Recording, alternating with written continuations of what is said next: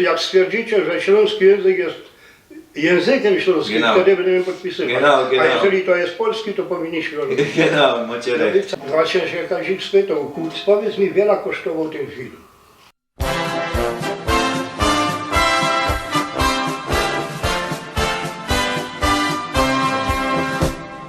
Oberschlesien ist mein Liebesheim.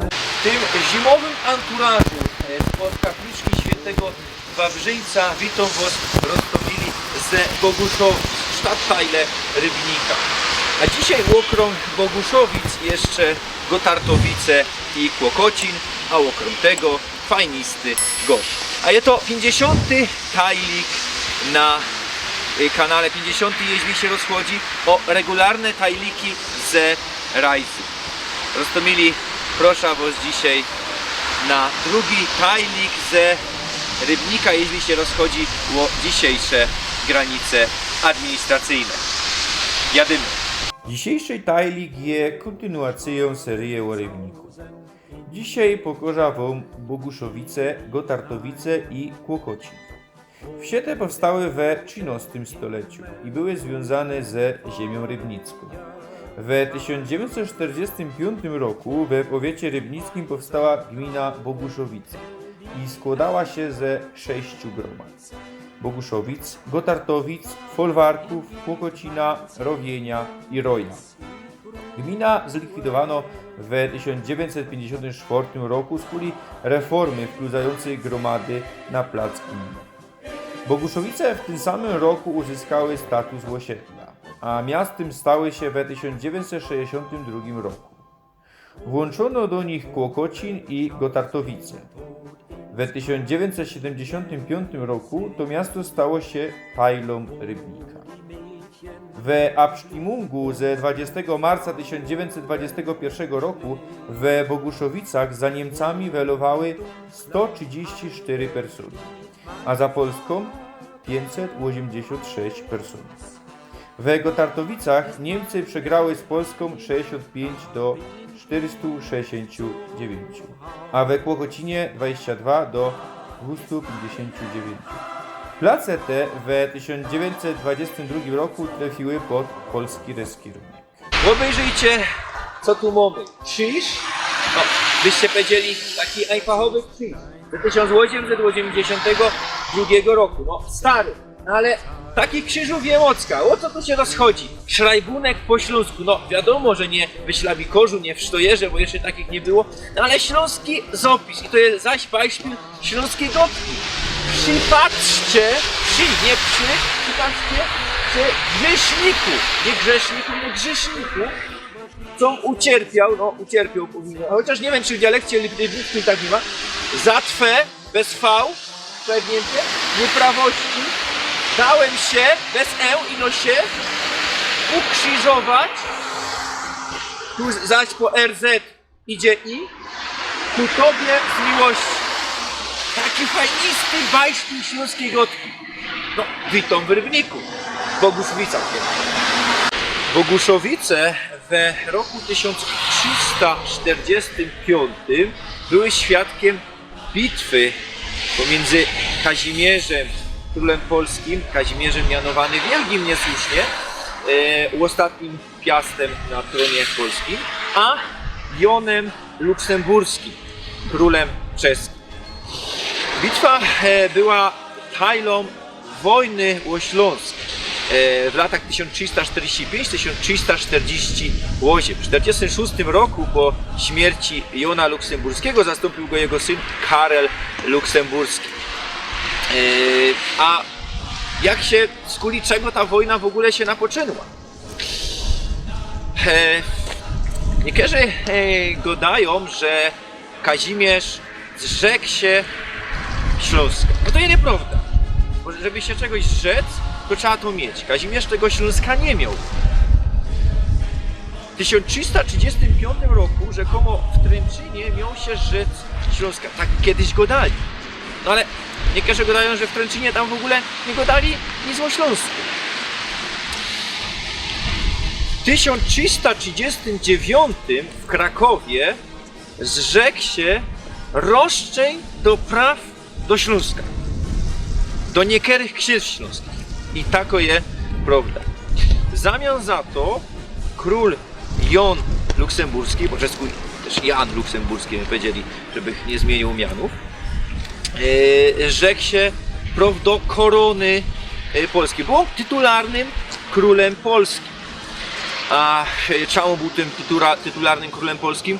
No bo rościł sobie prawo, bo Wacław II, jeden z poprzedników przeca w latach 1300-1305 był królem polskim. Koronował się w Krakowie, a potem Łokietek zajął jego plac.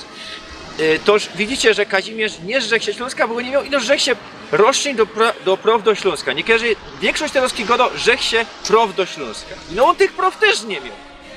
Bo prawa do Śląska mieli piastowie śląscy.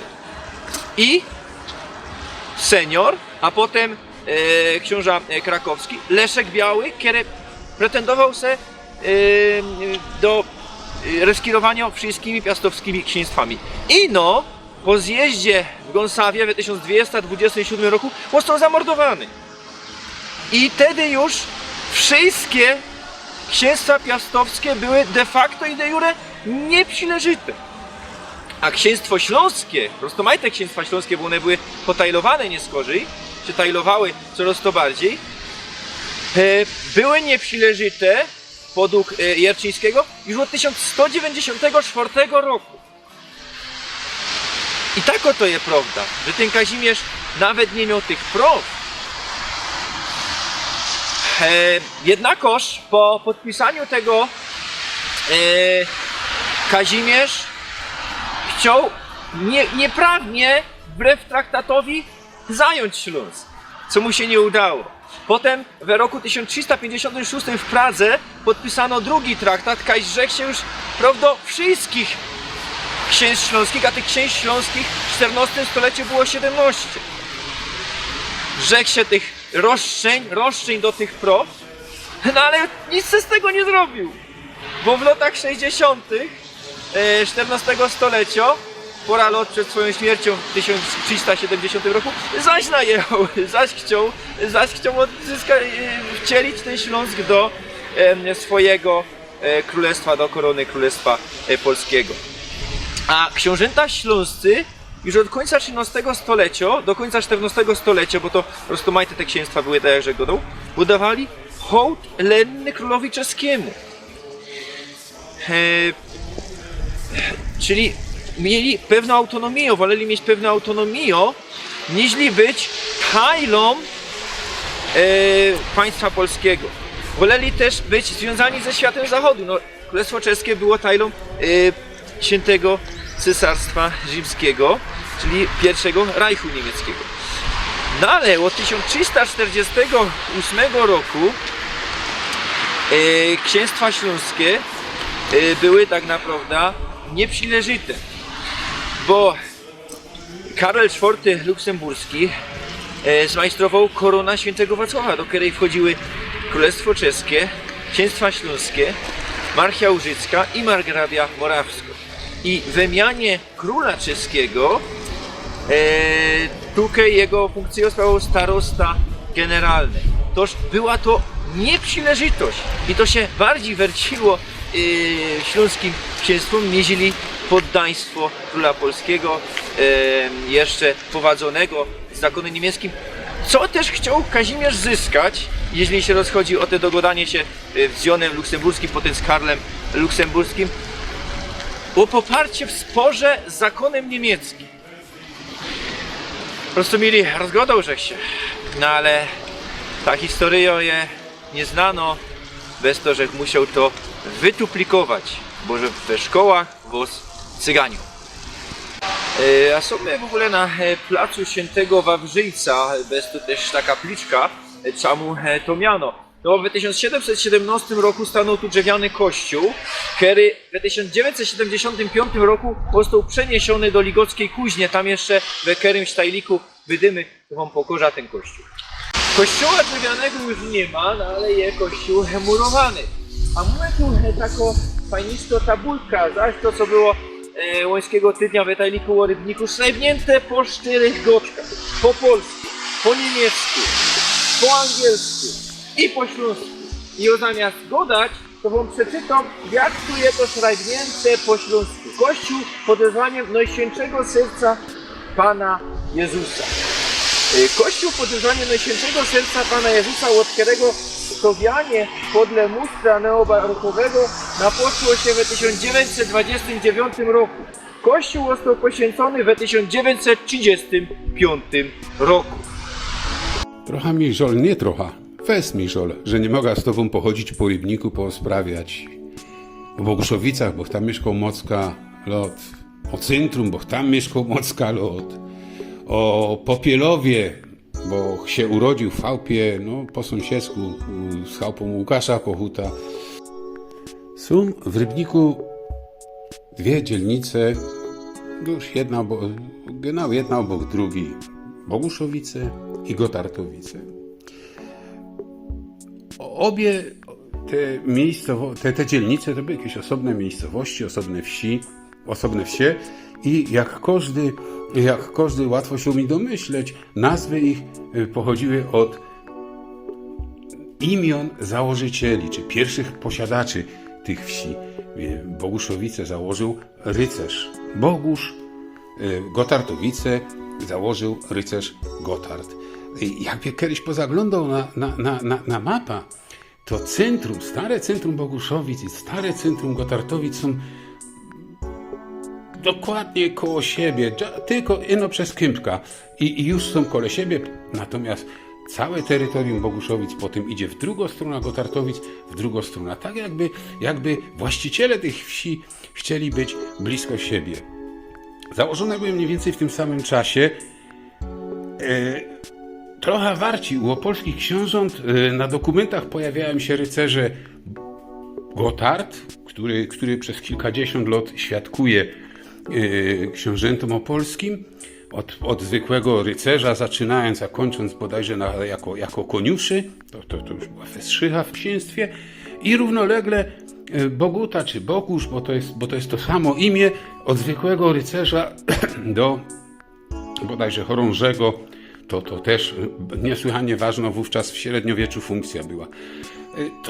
To jest jedno przypuszczenie, bo żadne dokumenty nie potwierdzają, czy nawet nie sugerują, że ten Gotard i ten Bogusz zakładali te rybnickie wsie.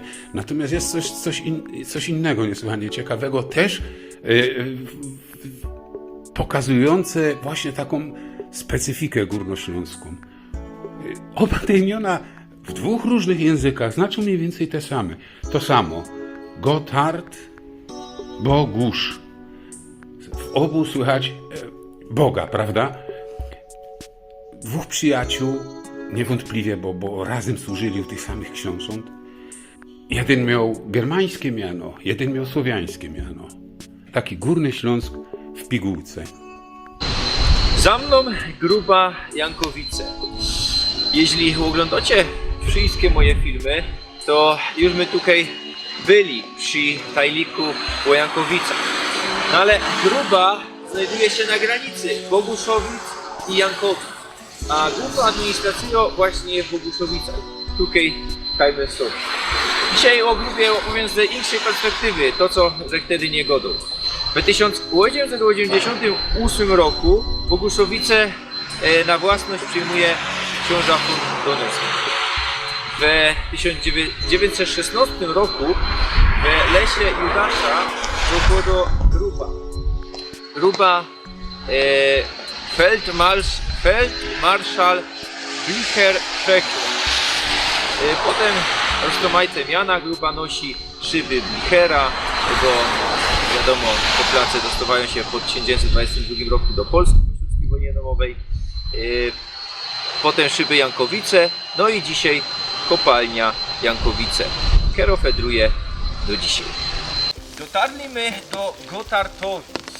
W granicach Boguszowic znalazły się w 1973 roku, a 2 lata nie skorzy w granicach Rybnika. Bez to, że kto tak pokuplował, bo Gotartowice należały do Boguszowic. A co tu mamy?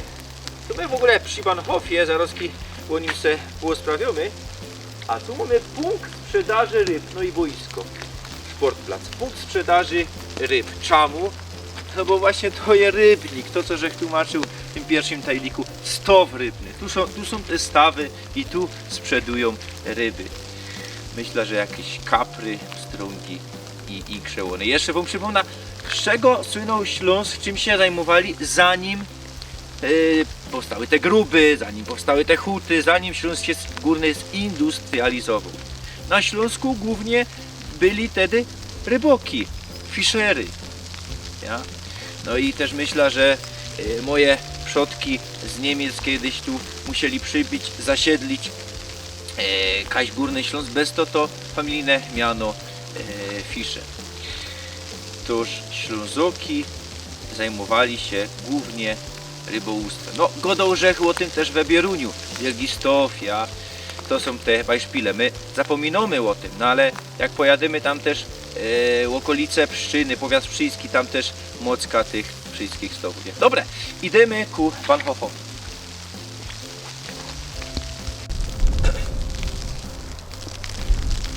Bahnhof Gottardowice, rybnik Gottardowice. Stanął tutaj w 1936 roku. Do 2019 roku realizowały jeszcze tutaj cugi, zatrzymywały się, no bo myślę, że dali realizują i no już nie ma tu szczele. Zobaczcie, do czego dokludził polski kierunek.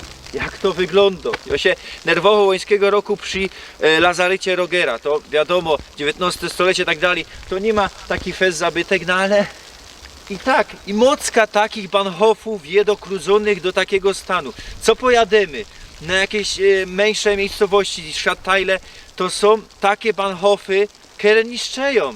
No niestety, ślintać się chce, że tak to wygląda. Retujcie to! Sobie na lotnisku. Lotnisko Aeroklubu ROW Rybnickiego Okręgu Węglowego.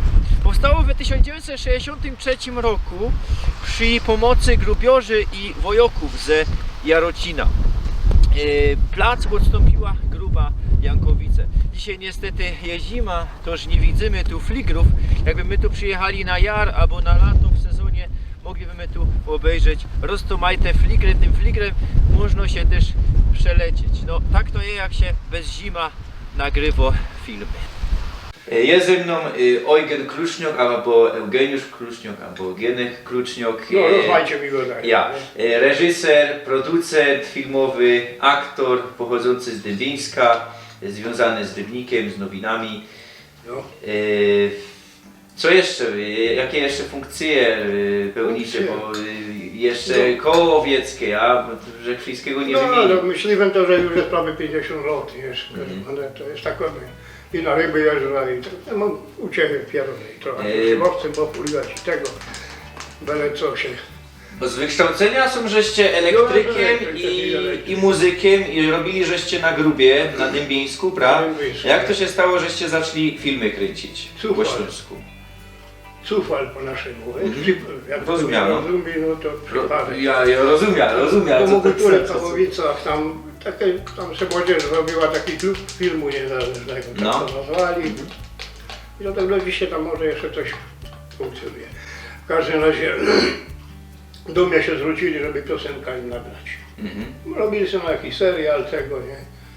A ja im to zrobił, dzioła tak to zaśpiewała, i się tam mieli, ale ja potem tam tytułem tego, że kiedyś przyjechał i obejrzał, jak oni to kręcą, nie? No i widzę, że kamera, światło na gęba, nie, świeci, kręci. A z filmem ja miał teraz do czynienia, że jak ja był instruktorem muzycznym w Hutniku, klub Hutnik w Knurowie, to tam była tylko kapela z Janty się to nazywało i oni w tym filmie grali w takim serialu katowickim. Rodzina Budnioków to było, czy coś takiego. No i o tym był na planie i widział, jak kręcą. To było wszystko, co ja wiedział o filmie. Sobie no z boku patrzył, a wtedy kręcili na taśmach, nie? No i to jak kiedy się zafaflał, nie? Albo coś trzeba było trenować. To kijawa ryczał jak pierun, bo się taśma niszczyła, była drogo, nie? No i teraz Nowiek wiedział. No i tam jak widział, jak oni się bawią, panu, ty czemu ten reflektor tu poświeć nim na gips deka, to się światło rozproszy, nie? i nie będzie tego takiego tu czarne, tu jasne i tego. No, takie malutkie słowo, jedne, drugie, oni uznali, że ja się na tym znał. Ja się nie znał. I mi powiedzieli, jeżeli masz jakiś pomysł, to napisz jakiś scenariusz, to my będziemy kręcić, nie? No dobra, ja zapomniał nawet o tym, ale potem skurczybyki zawarli mi kopalnia dybylską. I tu mi przyszedł do głowy taki pomysł, i że ten scenariusz napisał tego filmu Jak przed wojną. To był pierwszy film. I Jorzek zadzwonił do Grzegorza Stasiaka. Przyjedzie, no mam taki pomysł i tego, bo my się znali. Przyjechał, poczytał. Kurde, to mi się nie podobać, nie? No i ten film my nakręcili, jeszcze my dobrali tamtego. No film my zrobili, premiera. W Domu Kultury w Chwałowicach oni robili takie RPPN, się to Rybnicka prezentacja filmów niezależnych. I tam przysyłali ludzie filmy, no i to tam jury oceniało i tego. A zawsze przy tym, żeby to było bogatsze i jakaś dyskusja, zapraszali albo jakiegoś aktora, albo tego, i akurat był tam Kuc, Kazimierz Kuc. I my przy tym zrobili premiera tego filmu i on go widział. Nie? To fajnie. Po filmie mi padł hopie, skądeś się wytrząsł. Ale jakby ja miał teraz, co ty, to by narobił to, co ty teraz robisz, nie? Ale ja by się jeszcze musiał od ciebie uczyć, nie? Ja mówię, hopie, ja się na tym nie znam, nie? Ja to zrobił z punktu takiego fotelowego oglądacza telewizora, to co ja bym chciał widzieć? Bez dłużyzn, jakichś tam styl łóżkowych, bez jakichś takich pierdołów, które no czas zajmują, a żeby to było i wesołe, i coś. No to nie jest tak hop. Film musi mieć początek, środek i koniec. Tak. I musi to jeszcze tak lecieć, żeby to ludzie chcieli oglądać. A wiele ten film trwał. Ja go tam, no chyba godzina i 10 czy 20 minut. A ja myślał pewnie, że pół godziny. 9 filmów fullmetrażowych, ja? Żeście Ja, nagrali. ja. Byzuk 2, Mszo, co jeszcze? Bo Jotek Sił oglądał. No potem I Kaję można obejrzeć. Bajzel po polsku. 3 elektrykorzy wieszali mi ścianę na lampa na grubie. Jurek Cnota nam grał Haberstrock tego. Potem zrobił jeden, co ja w nim nie występował, to było Tu jest fajnie. Taki dziążce, co przyjechała z Anglii, tutaj, bo tam była z rodziną i Makula Marian tam grał tego wujka tego od niej i tego. No i później ostatni film to był Cnota. No. O życiu Jurka Cnoty. I tam by to zrobili, bo on chorował. On chorował i on wiedział, że mnie poważnie chory, nie? On się nawet do tego nie zdawał sprawy, ale z tego. Byliśmy na takim spotkaniu, co zaś Pieczka miał swój benefis. No i tam książki było i o Pieczce tego, tam kupił taką, widzę, że tak przeglądał to zainteresowanie, bo jego zdjęcia tam w tym książce i tego. No i ja mu panu Jurek, tam książka to wiesz, jako poprzeszczarkują na półka i stoi i żaden już formalnie nie zagląda. Nakręcimy film o tobie.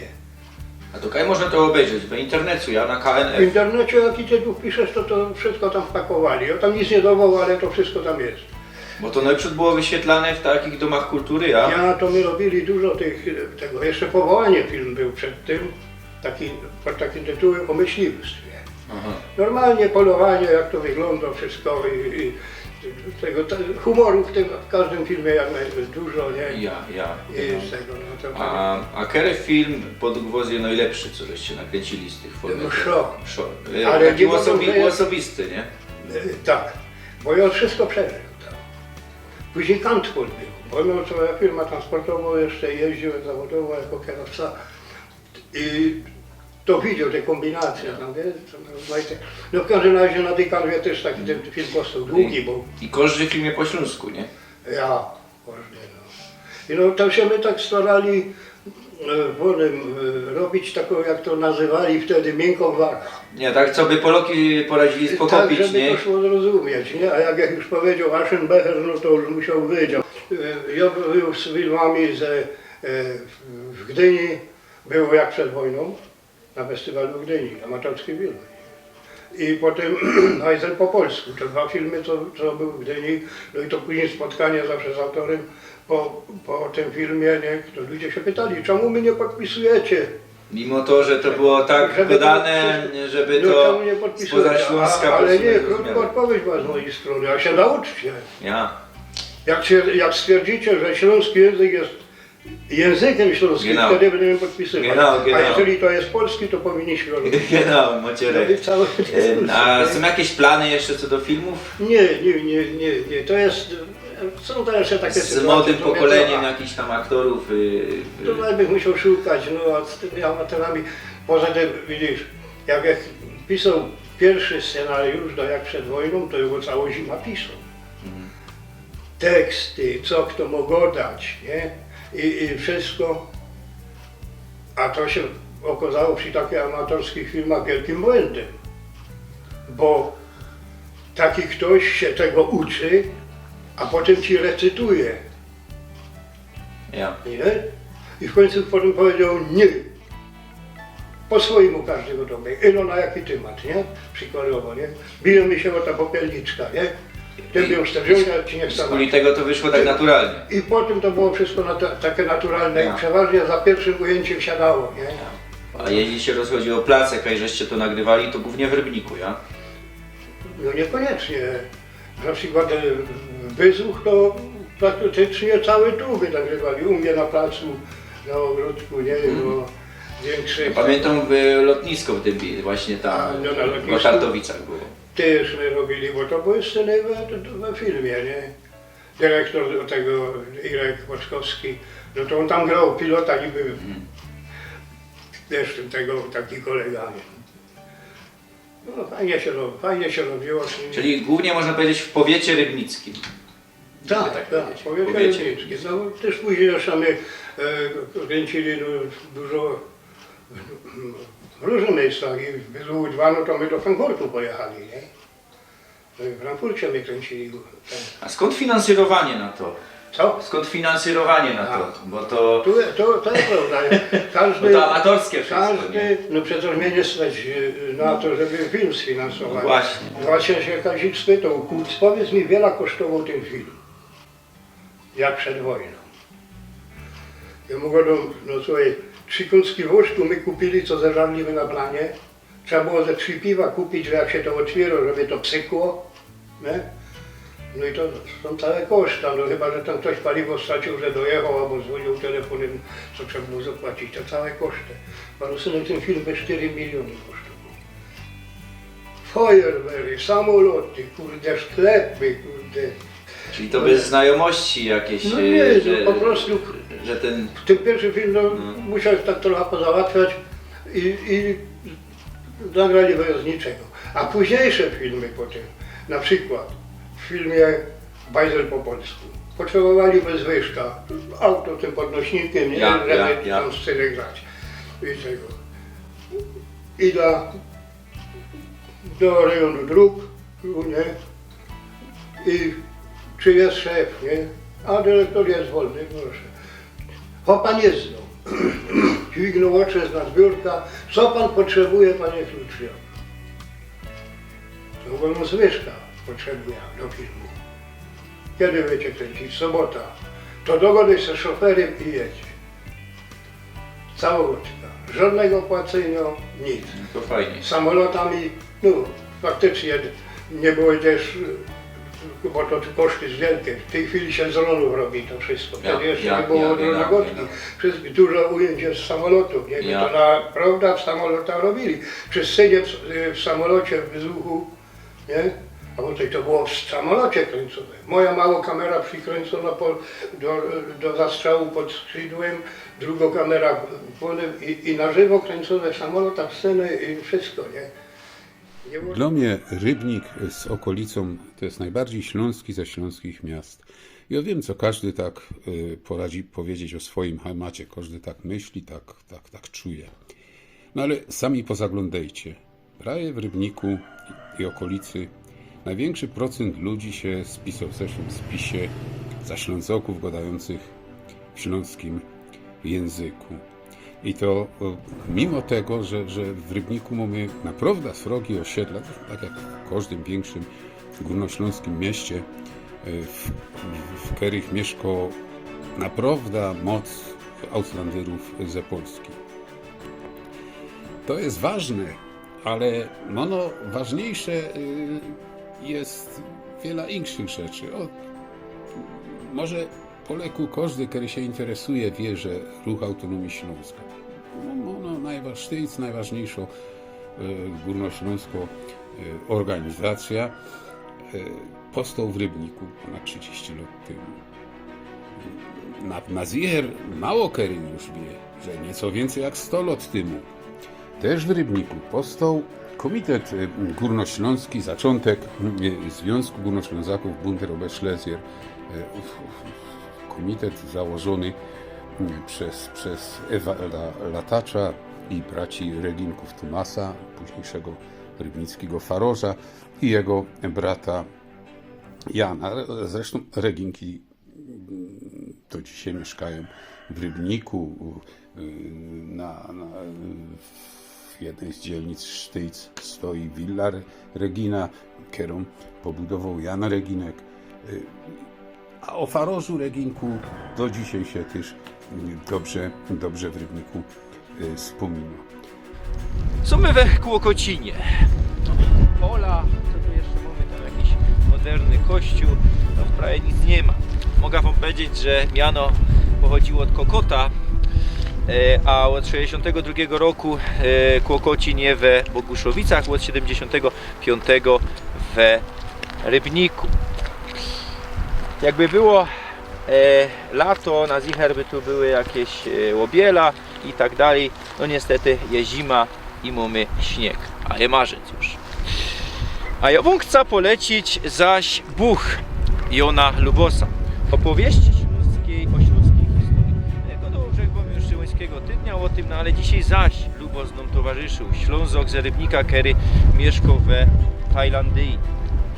Mocka takich rzeczy o średnich stoleciach możecie się dowiedzieć. Ostatnio, wczoraj, żech trafił taką tabula i takie tabule można trafiać z okazji 100-lecia powrotu Górnego Śląska do macierzy. Słuchajcie, takie cygaństwa, taka propaganda. Słuchajcie, jak przeca nie Górnego Śląska i no części, tajle Górnego Śląska, ten mały kąsek Górnego Śląska przypadł Polsce po 22 roku. No i nie do macierzy, bo dyć Śląsk przodzi był we inkszych bytach państwowych, a o tym dowiecie się od Lubosa w jakich. Dyć dopiero w 990 roku Mieszko I podbił Śląsk od Czechów. Co było przodziej? To już poczytajcie se, jeśli nie wiecie, Beispiel Lubosa. On akuratnie opisuje te średniostoletnie historie. Polecam ten buch, jego kupił we Heinzli. Szukajcie, a znajdziecie. A na dzisiaj to tyle, za tydzień zaś Rybnik. Bawcie się.